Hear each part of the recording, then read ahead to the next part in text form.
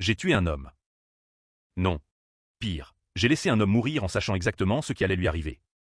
Et le plus terrifiant, c'est que je ne ressens aucun remords, seulement cette brûlure froide au creux de l'estomac qui me rappelle que la vengeance a un goût de cendre. Tout a commencé dans ce restaurant étoilé du 8e arrondissement. Le Lys d'Argent, où je servais les puissants de ce monde comme on sert du vin millésimé, avec déférence, precision, et un sourire qui ne trahissait rien de la rage qui couvait en moi depuis des années.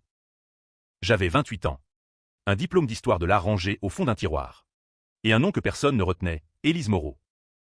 Pour eux, j'étais juste la brune du service du soir. Celle qui connaissait leurs habitudes mieux qu'eux-mêmes.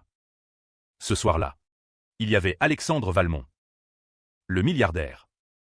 L'homme qui possédait la moitié des galeries de Paris, des vignobles en Bordeaux, et, disait-on, des consciences au ministère de la Culture. Il dînait avec son avocat, Maître Lefebvre, et une jeune experte en manuscrits anciens, une certaine Claire de Saint-Rémy. Il parlait à voix basse d'un document inestimable qu'Alexandre venait d'acquérir, une lettre manuscrite de Napoléon à Joséphine, prétendument découverte dans une succession en province. Je les servais depuis des mois. Je connaissais le timbre de voix d'Alexandre quand il mentait, cette légère montée dans les aigus, presque imperceptible. Ce soir-là, il mentait.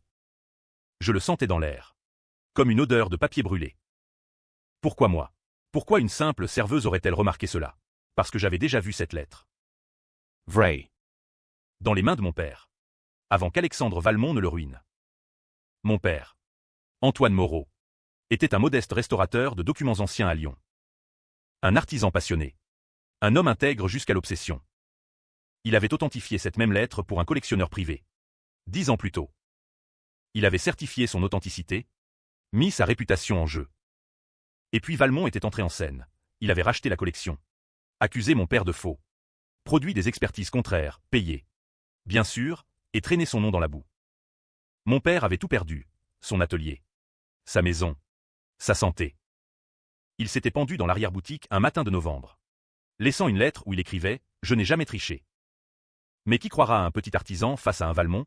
J'avais 18 ans. J'ai tout vu s'effondrer. Ma mère a sombré dans l'alcool. J'ai abandonné mes études pour payer les dettes. Et pendant 10 ans, j'ai attendu. Pas une attente passive. Une attente calculée. Méthodique. Comme on prépare un poison lent. J'ai déménagé à Paris. J'ai appris le service en salle dans les grands restaurants. J'ai étudié les habitudes des riches. Et j'ai postulé au Lys d'Argent précisément parce que Valmont y dînait 2 fois par mois. Je voulais être près de lui. Le voir. L'étudier. Comprendre l'homme qui avait détruit ma famille sans même se souvenir de notre nom. Ce soir-là, quand j'ai apporté le café à leur table, j'ai entendu Claire de Saint-Rémy dire, d'une voix hésitante, « Monsieur Valmont, je dois vous avouer. Il y a des anomalies dans l'encre. La datation au carbone. Elle ne correspond pas. » Valmont l'a coupé net. Avec ce sourire carnassier que je connaissais trop bien. Ma chère Claire. Les expertises divergentes font partie du jeu. Ce qui compte, c'est ce que le marché est prêt à croire. Lefebvre a ri. Un rire gras. Complice. Mon cœur battait si fort que j'ai cru qu'ils allaient l'entendre. Le document était un faux. Valmont le savait. Il allait le vendre à un musée national pour des dizaines de millions. Blanchir de l'argent. Et ruiner une nouvelle fois des réputations, dont celle de Claire. Si elle parlait trop. Je suis rentré chez moi cette nuit-là. Dans mon petit studio de Belleville. Et j'ai sorti la boîte que je gardais sous mon lit depuis 10 ans. Les notes de mon père. Ses analyses. Les photos de la vraie lettre. Tout y était. Les preuves que le faux actuel était une copie grossière. Réalisée par un faussaire médiocre que Valmont avait sans doute payé grassement. Je pouvais tout révéler. Appeler la presse. Déposer une plainte anonyme. Mais ça n'aurait pas suffi. Valmont avait déjà survécu à pire. Il aurait retourné la situation. Accusé mon père à titre posthume. Me ferait passer pour une mythomane vengeresse. Non. Il fallait quelque chose de plus radical. Quelque chose qui le touche là où il était le plus vulnérable, son orgueil. Les semaines suivantes, je me suis rapproché. Pas de lui directement, il ne me voyait même pas, mais de son entourage. J'ai sympathisé avec le sommelier, qui détestait Valmont. J'ai écouté les ragots des autres serveurs. J'ai appris que Valmont préparait une grande vente aux enchères privées, dans sa demeure de Neuilly, pour dévoiler son Napoléon à une poignée de collectionneurs triés sur le volet. J'ai aussi appris qu'il souffrait d'une maladie cardiaque rare. Il prenait des médicaments puissants. Des bêta-bloquants. Et qu'il était hypocondriaque. Il vérifiait 10 fois par jour que ses pilules étaient bien dans leur boîte. Un plan a commencé à germer dans mon esprit. Un plan si froid, si précis, qu'il me terrifiait moi-même. Je me demandais sans cesse, suis-je devenu un monstre? Ou est-ce que Valmont m'a transformé en cela? Je n'ai pas dormi pendant 3 nuits après avoir pris ma décision. Je me regardais dans le miroir et je ne reconnaissais plus la femme qui me fixait, les yeux trop brillants. Les lèvres pincées en un trait dur. J'avais l'impression que mon père me regardait à travers moi. Et qu'il n'approuvait pas. Ou peut-être que si. Je ne savais plus. Le plan était simple dans sa cruauté. Valmont gardait le faux dans un coffre personnel à son domicile. Il le sortait parfois pour le montrer à des proches. Dans son bureau lambrissé du premier étage. Il le manipulait avec des gants blancs. Comme un prêtre une relique. J'avais surpris une conversation entre lui et Lefebvre. Il comptait l'assurer pour 50 millions d'euros avant la vente. J'ai commencé par me rapprocher de Claire de Saint-Rémy. Elle dînait souvent seule au Lys d'Argent après ses rendez-vous avec Valmont. Elle avait l'air épuisée. Les traits tirés. Une nuit, je lui ai apporté un verre de Sancerre que je savais être son préféré. Et je me suis permis un commentaire. Vous semblez fatigué. Madame. Ces négociations avec M. Valmont doivent être épuisantes. Elle a levé les yeux. Surprise qu'une serveuse lui adresse la parole. Puis elle a souri faiblement. Vous n'imaginez pas à quel point. Nous avons parlé. D'abord de tout et de rien. Du vin. De Paris. Puis, petit à petit, elle s'est ouverte. Elle avait des doutes terribles sur l'authenticité du document. Sa réputation était en jeu.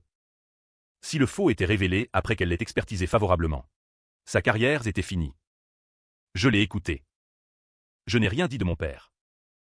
Pas encore. Je lui ai juste glissé. Comme en passant. Parfois. Les gens puissants font disparaître les preuves qui les gênent. Elle m'a regardé longuement. Vous savez quelque chose. N'est-ce pas? J'ai haussé les épaules. Je sais seulement ce que j'entends. Le lendemain, elle est revenue. Plus déterminée. Elle m'a demandé mon numéro. Nous avons commencé à nous écrire. Des messages anodins au début. Puis plus graves. Je lui ai envoyé. Anonymement d'abord. Des scans des analyses de mon père sur la vraie lettre. Elle a reconnu les marqueurs. Elle a paniqué. Élise. Si c'est vrai. Valmont m'a forcé à modifier mon rapport. Il a menacé de ruiner ma galerie. Je lui ai répondu. Alors il faut agir avant la vente. Je ne lui ai pas dit que mon but n'était pas la justice. Mon but était la destruction. Pendant ce temps, je préparais l'aspect médical. J'ai contacté un ancien camarade d'université, devenu pharmacien dans une officine de quartier. Je lui ai raconté une histoire, une amie atteinte de la même pathologie cardiaque que Valmont, qui avait besoin d'un médicament plus fort. Il m'a procuré des comprimés de digoxine à haute dose, un digitalique qui, en surdosage, provoque un arrêt cardiaque fulgurant. Je tremblais en les prenant. Je me disais, c'est pour mon père. Mais au fond, je savais que c'était aussi pour moi. Pour cette rage qui me rongeait depuis 10 ans et qui m'empêchait de vivre. Le soir de la grande réception à Neuilly, j'ai été engagé comme extra par l'agence qui fournissait habituellement le personnel au Lys d'Argent. Valmont ne m'a pas reconnu. Pourquoi l'aurait-il fait? J'étais invisible pour lui. La maison était somptueuse. Lustres en cristal. Parquets Versailles. Tableau de maître au mur. Les invités buvaient du champagne millésimé en discutant de la lettre de Napoléon comme on discute d'une nouvelle Ferrari. Valmont a fait son show. Il a sorti le document du coffre. L'a déployé sous une lumière spéciale. Léo. Elisa. Fusant. Claire était là. Pâle comme un linge. Elle m'a lancé un regard désespéré. Je servais les coupes. J'ai attendu le moment où Valmont, comme à son habitude, a pris son médicament du soir avec un verre d'eau. Il avait sa petite boîte en argent sur la table du bureau, près du document. J'ai détourné l'attention en renversant accidentellement une coupe sur un invité. Pendant la confusion, j'ai échangé les comprimés. 2 minutes. Pas plus. Valmont a repris sa boîte. En a avalé un sans regarder. Et est retourné vers ses invités. Mon cœur cognait si fort que je croyais défaillir. 1 heure plus tard, il s'est effondré en pleine phrase. La main sur la poitrine. Crise cardiaque massive. Mort avant l'arrivée des secours. Les invités hurlaient. Claire pleurait. Lefebvre téléphonait déjà à ses avocats. Je suis resté calme. J'ai aidé à évacuer. Personne ne m'a soupçonné. Mais ce n'était que le début. Parce que dans la panique, le document avait disparu.